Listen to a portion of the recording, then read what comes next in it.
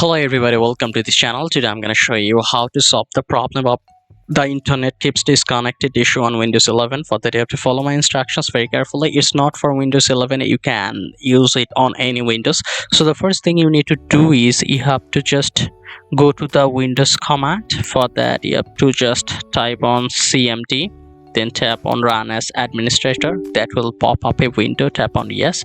So this is the command. The first of all you need to type ipconfig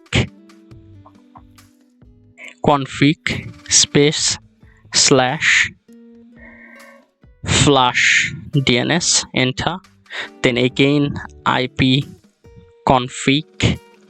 space slash renew.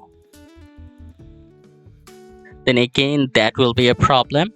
So after that there will be another command. It may take some time, you have to wait. You can see it is here. Then again type netsh winsock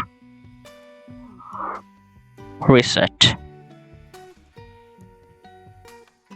Okay, enter.